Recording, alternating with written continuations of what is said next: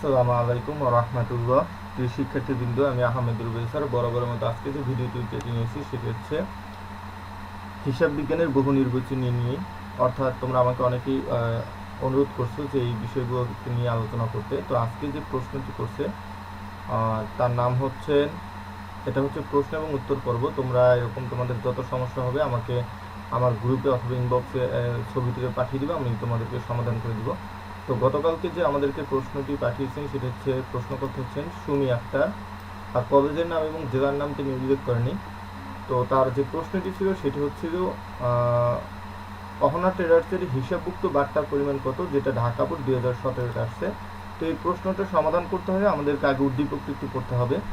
উদ্দীপকটা হচ্ছে, Ahana traders 1 June 2016 সালে 8,000 টাকার পণ্য 10% বার্তায় বাকিতে ক্রয় করেন। তাহলে কি বলছে, যে অহনা ট্রেডার্স বলছে যে 8,000 টাকার পণ্য সে 10% বার্তায় বাকিতে ক্রয় করছেন। তারপর বলা হয়েছে 8ই জুন উক্ত প্রদয়ের হিসাবের অর্ধেক বলছে। এই বিষয়টি একটু লক্ষ্য রাখতে হবে। অর্ধেক আমি একটু মার্কিং করে দিচ্ছি যেহেতু এখানে আমাদের কোশ্চেন আছে।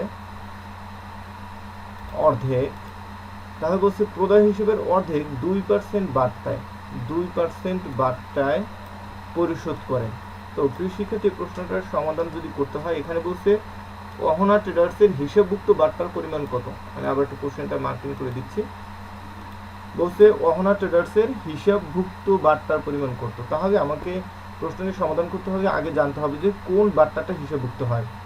যেহেতু পণ্যটি কিনছে 8,000 টাকায় এবং সেটার 10% বার্তায়, তাহলে বোঝা যাচ্ছে যে আসলে পণ্যটি ক্রয় মূল্য 8,000 টাকা না, কারণ কি 10% আগেই বাদ দিতে হবে, তারপরে পণ্যটির ক্রয় মূল্য নির্ধারিত হবে। সুতরাং আমি এখানে তোমাদের সমাধানে দিয়ে দিচ্ছি 8,000 গুণ 10% সমান 800 টাকা বার্তা। এই বার্তা হচ্ছে কারবারি বার্তা, যেটা আমাদেরকে হিসাবভুক্ত করতে হবে না। অর্থাৎ বিক্রয় বৃদ্ধি করার জন্য যে বার্তাটা দোকানদাররা দিয়ে থাকে সেটাকে এই কারবারি বার্তা বলা হয়। অর্থাৎ বিক্রয় বৃদ্ধির উদ্দেশ্যে যে বার্তাটা দেয়, এটা আমরা হিসাবভুক্ত করব না ক্রয়ের সময়। তাহলে এই 800 টাকা আগেই বাদ যাবে, কারণ আমি 10% বার্তা বাদ দিয়েই তো পণ্যটা কিনবো, তাই না? তাহলে 8,000 টাকা থেকে 800 টাকা যদি বাদ দেই, তাহলে আমাদের পণ্যটির ক্রয় মূল্য হচ্ছে 7,200 টাকা। সুমি আক্তার, আমার মনে হয় আপনি বুঝতে পারছেন। এর সাথে যারা দেখছেন তারাও যদি আমার বিশ্বাস আপনারা বুঝতে পারেন বিষয়টি, যে পণ্যের দামটা নির্ধারণ ছিল 8,000 টাকা, কিন্তু সেখান থেকে সে 10% বার্তা দিয়ে বিক্রি করছে। অর্থাৎ অহনা ট্রেডার্স 10% বার্তায় ক্রয় করছে।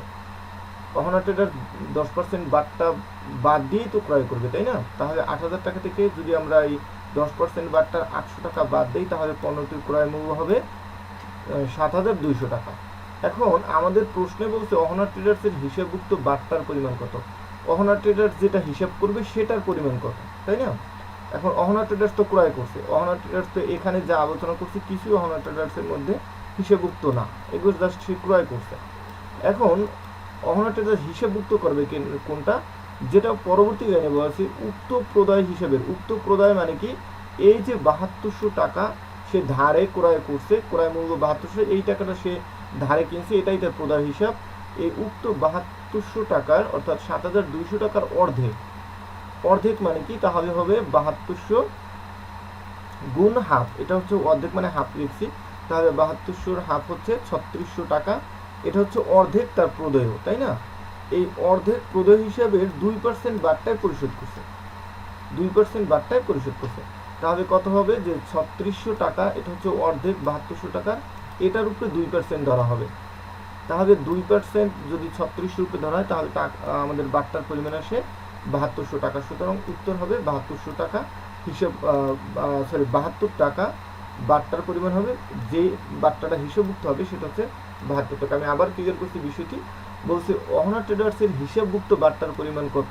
আচ্ছা, অহনা ট্রেডার্স যে 10% বার্তায় ক্রয় করছে আমরা দেখতে পাচ্ছি, এটা তো সে হিসাবভুক্ত করবেই না, কারণ এটা সে ক্রয়ের সময় বা সেটা বাদ দিয়েই তো ক্রয় করছে। তার ক্রয় মূল্য হয়েছিল 7200 টাকা। এখান থেকে অর্ধেক হবে, অর্ধেকের মূল্য হচ্ছে 3600 টাকা। এখন সে এই 3600 টাকা আবার সে কি করছে, 2% বার্তায় পরিশোধ করছে। তাহলে এইখানে সে কি করছে, যে এই বাট্টাটা এখানে হিসাবভুক্ত হবে। ঠিক আছে, তাহলে আমাদের 3600 2% যদি আমরা ধরি তাহলে আমাদের বাট্টার পরিমাণ আসে কত? 72 টাকা। সুতরাং কয়ের উত্তর হবে 72 টাকা। ঠিক আছে, আমি আবারও বলি যে যখন কোন বাট্টাটা হিসাবভুক্ত হবে, যদি কোনো প্রদায় হিসেবের টাকা বা প্রাপ্য হিসেবের টাকা কোনো বাট্টায় ছাড়ে বা বাট্টায় পাওয়া যায় বা এরকম বাট্টা দিয়ে আদায় করা হয়, সেক্ষেত্রে যে বাট্টাটা হয় সেটাই আমাদের এরকম হিসাবভুক্ত করতে হয়। আবার কোনো বাট্টা যদি দিয়ে আমরা টাকা পরিশোধ করি সেটা আমাদের হিসাবভুক্ত করতে হবে। এছাড়া ক্রয় বিক্রয়ের সাথে যে বাট্টা থাকে সেটা কখনোই হিসাবভুক্ত হবে না। তো আশা করি আমার প্রশ্নের উত্তরটি বুঝতে পারছেন, অ্যান্সারটি বুঝতে পারছেন। আর যদি বুঝতে না পারেন অবশ্যই কমেন্টস করবেন, পরবর্তীতে না হয় এটা নিয়ে আবার একটু ভিডিও দেওয়া হবে। তার দ্বিতীয় প্রশ্নটি ছিল যে মূল্য পরিশোধের ফলে, আমি একটু কোশ্চেনটিকে আবারও মার্কিং করে দিচ্ছি, বলছে মূল্য পরিশোধের ফলে উক্ত লেনদেনের অবশিষ্ট দায়ের পরিমাণ কত? আচ্ছা, অবশিষ্ট দায়ের পরিমাণ কত? তাহলে এখানে অবশিষ্ট দায় বলতে বলতেছি সে যে এখানে 7200 টাকা, আমরা প্রথম অঙ্কে এই জন্যই বিস্তারিত করছি, সে 7200 টাকা ধারে যে ক্রয় করছে এটাই কিন্তু তার প্রদেয় হিসাব। সেখান থেকে সে অর্ধেক তো পরিশোধ করছে 2% বাট্টায়, তাহলে অবশিষ্ট কত থাকে? জাস্ট 7200 থেকে যদি 3600 বাদ দেয় তাহলে যেটা আছে সেটা হচ্ছে 3600 টাকা, এটাই তার অবশিষ্ট দায়ের পরিমাণ। তো এখানে উত্তর হবে আমাদের ক। ক হবে অ্যান্সার। তাহলে আমাদের এখানে বলছে মূল্য পরিশোধের ফলে, সে যেহেতু মূল্য পরিশোধ করে দিচ্ছে 3600 টাকা, যেভাবে সে পরিশোধ করছে তার বাকি দিয়ে কত থাকে? 3600 টাকা, ওইখানে হচ্ছে অ্যান্সার। সমাধান একটু বলা আছে, যেহেতু বলা আছে প্রদায় হিসেবের অর্ধেক মূল্য পরিশোধ করা হয়েছে, তাই মূল্য পরিশোধের পর অবশিষ্ট দায়ের পরিমাণ হবে 7200 মাইনাস 3600 সমান 3600 টাকা। তৃতীয় প্রশ্ন ছিল তার প্রশ্ন নম্বরটা, আমি একটু তাড়াহুড়ো করছি এই জন্য, যেহেতু অনেকগুলো সে প্রশ্ন করছে সবগুলোর অ্যান্সার দিতে হবে এবং ভিডিও বেশি লং হয়ে যাবে, এই জন্য আমি একটু তাড়াতাড়ি করছি অ্যান্সারগুলো করার জন্য। যদি না বুঝেন তাহলে কমেন্ট করবেন, ইনশাআল্লাহ একটু আবার ভিডিও দেওয়া হবে।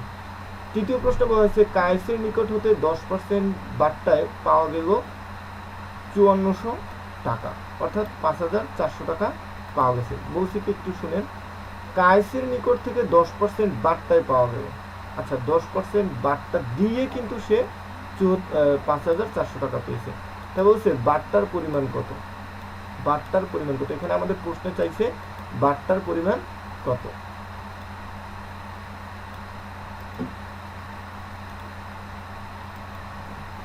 এখানে আমি আবার একটু এটা ক্লিয়ার করে দিচ্ছি, বাট্টার পরিমাণ কত, বাট্টার পরিমাণ কত। তো যেহেতু বাট্টার পরিমাণ চাইছে, তাহলে এখন আমি আবারও বলি এটা কিভাবে সমাধান করবেন। দেখেন এখানে বলছে কায়েসের নিকট 10% বাট্টায় পাওয়া গেল এত টাকা, অর্থাৎ ছাড় দিয়ে পাইছে, অর্থাৎ 100 টাকায় 10 টাকা ছাড় দিয়ে পাইছে 10%, মানে যতটা, যদি 100 টাকা ওটা ক্রয় মূল্য হয় সেখান থেকে 10% বাদ দিয়ে যেটা হয় সেটা হচ্ছে 90 টাকা। তাহলে 100 টাকায় পাইছে 90 টাকা। আমি একটু ক্লিয়ার করছি, এখানে আপনাদের বিস্তারিত সমাধান দিয়ে দিছি। সমাধান লক্ষ্য করে দেখুন, 10% বাট্টা কথার অর্থ হলো 100 টাকায় 10 টাকা ছাড় দিতে হবে। ঠিক আছে, 100 টাকায় কত টাকা ছাড় দিতে হবে? 10 টাকা ছাড় দিতে হবে। তার মানে হলো 100 টাকায় 100 মাইনাস 10 সমান 90 টাকা। ঠিক আছে, অর্থাৎ যদি 100 টাকায় সে পাবে কত টাকা? 100 টাকায় পাবে, আমি একটু লিখে দিই এখানে, 100 টাকায় পাবে 90 টাকা। ঠিক আছে, যদি পণ্যটার মূল্য থাকে 100 টাকা সেক্ষেত্রে সে পাবে 90 টাকা, কারণ কি? সে 10% ছাড় দিচ্ছে। অর্থাৎ নগদ হাতে 90 টাকা পেলে 10 টাকা বাট্টা দেয়। ঠিক আছে কথাটা? আমি আবারও বলছি, যেহেতু সে এখানে পাওয়া গেল বলছে, পায় কত টাকা? 5400 টাকা। টাকা যেটা থাকবে এটার উপর আমাদের প্রশ্নের সব নির্ভর করবে। যেহেতু পাইছে কত টাকা? 5400 টাকা, তার মানে 100 টাকায় সে পাবে 90 টাকা। কথাটা এরকম আর কি। তো 90 টাকা হাতে পেলে 10 টাকা বাট্টা দেয়।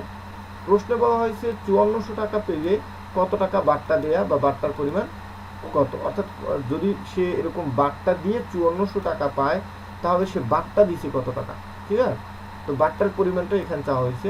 তো প্রিয় শিক্ষার্থী এখানে দেখেন, আমরা অর্থাৎ এখানে লিখতে পারি যে সে যেহেতু 10% বাট্টা বাদ দিয়ে 90 টাকা পাইছে, তাই না, হাতে, তাই 90 টাকায় সে বাট্টা দেয় কত টাকা?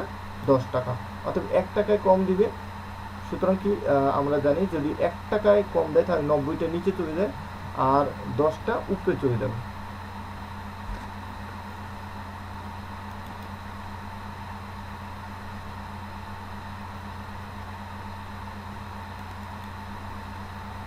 তাহলে আমরা লিখতে পারি এখানে যে যদি সে পাইছিল কত 5400 টাকা পাইছে, তাই না? 5400 টাকা পাইছে, তাহলে সে বাট্টা বাদে যদি 5400 টাকা পায় তাহলে তার বাট্টার পরিমাণ কত ছিল? তাহলে আমরা জানি যে এখানে এভাবে হবে 10 গুণ 5400 ভাগ 90। আপনারা জাস্ট এটা একটু ক্যালকুলেটর করে নেবেন। 10 গুণ 5400 ভাগ 90 সমান সমান 600 টাকা। আমি আবার বিষয়টি একটু ক্লিয়ার করে দিচ্ছি। এখানে আপনারা এই টাইপের অঙ্কগুলো করার সময় যেটা করবেন সেটা হচ্ছে দেখবেন এখানে কি বলছে পাওয়া গেল কিনা, তাই না? পাওয়া গেল। পাওয়া গেল কথার অর্থ হচ্ছে যদি আমি বাট্টা দেই এরপরে কত টাকা পাইছি, তাহলে এই পার্সেন্টেজ মানে 100। তো 100 টাকা থেকে আমি 10 টাকা বাদ দিয়ে পাবো 90 টাকা, ঠিক আছে? যেহেতু পাওয়া গেল বলা হয়েছে, তাই না? তাহলে 10 টাকা বাদ দিয়ে পাবো 90 টাকা। এখানে বলছে পাওয়া গেল 5400 টাকা, তা আর বাট্টার পরিমাণটা চাইছে। তাহলে আমি এখানে লিখতে পারি যে 90 টাকা পেলে আমি 10 টাকা বাট্টা দিই, ঠিক আছে? তাহলে আমি আবার বলছি এটা কিভাবে লিখতে হবে। 90 টাকা পেলে আমি 10 টাকা বাট্টা দিই, তাহলে 1 টাকায় কত আর 5400 টাকায় কত টাকা বাট্টা দিই, ঠিক আছে? বিষয়টা আমার মনে হয় বুঝতে পারছেন। আর যদি না বুঝে অবশ্যই কমেন্ট করে জানাবেন। তার চতুর্থ যে প্রশ্নটি ছিল সেটি হচ্ছে প্রশ্ন নম্বর 4, 2/10 কমা নিট বাই 30 কোন ধরনের শর্ত? আমরা জানি এই প্রশ্নটা প্রায় চলে আসে, বিভিন্ন বোর্ডে আসছে, যেমন যশোর বোর্ড 2017 এবং 2016-তে একই প্রশ্ন আসছে, রিপিট করছে। তো এটা হচ্ছে এক ধরনের নগদ বার্তা। একটু বিস্তারিত দেখি কি বলা আছে উত্তরে। 2/10 এবং নিট 30 শর্ত দ্বারা বোঝায় যে ধারে ক্রয় বিক্রয়ের তারিখ হতে 30 দিনের মধ্যে অবশ্যই ধার পরিশোধ করতে হবে। আর যদি 10 দিনের মধ্যে ধার পরিশোধ করা হয় তবে 2% বার্তা দেওয়া হবে। সুতরাং উত্তর ক হবে নগদ বার্তা। এখানে বলা হয়েছে 2% নগদ বার্তা দেওয়া হবে, এটাই হচ্ছে কি নগদ বার্তা। এখানে বলা হচ্ছে মূল কথা হচ্ছে তাকে এই যে এখানে যে বলা হয়েছে সেটা হচ্ছে 30 দিনের মধ্যে 10 দিনের মধ্যে 10 দিন হতে 30 দিনের মধ্যে তাকে দিতে হবে। অর্থাৎ 10 দিন থেকে 30 দিনের মধ্যে তাকে দিতেই হবে। সে যদি 10 দিনের মধ্যে দেয় তাহলে সে 2% বার্তা পাবে, এরকম আর। তো প্রিয় শিক্ষার্থী, এই ছিল সুমন আক্তারের প্রশ্নের অ্যান্সার। পরবর্তী যে অনুরোধ করবে সেটি পরবর্তী যে কোশ্চেনটা আছে সেটা হচ্ছে ফয়সাল আহমেদের, সে অনুরোধ করছে সেই বিষয়গুলো সমাধান করব। তো সেই ভিডিওটির অপেক্ষায় থাকুন। সে পর্যন্ত সবাই ভালো থাকুন। আর আপনাদের যে সমস্যা হবে আমাকে অবশ্যই ইনবক্সে অথবা কমেন্টে আপনাদের সমস্যাগুলো আমাদের ফেসবুক গ্রুপ যে অক্সফোর্ড কমার্স কোচিং সেখানে ছবি তুলে আমি যে পোস্ট দিব যে আপনাদের অনুরোধ পাঠান, সেখানে কমেন্ট বক্সে আপনাদের প্রশ্নগুলোর ছবি তুলে পাঠাবেন। আর সেগুলো আমি সমাধান করে এরকম ভিডিও আকারে দিব। আর আজকের এই ভিডিওটির পিডিএফটি পেতে আজকে আমাদের ফেসবুক গ্রুপে এটার পিডিএফ সহ দেওয়া হবে, ভিডিও সাথে পিডিএফটাও দেওয়া হবে, সেখান থেকে আপনারা কালেক্ট করে নিতে পারেন। তো সবাই সে পর্যন্ত সুস্থ থাকুন, ভালো থাকুন, আল্লাহ হাফেজ।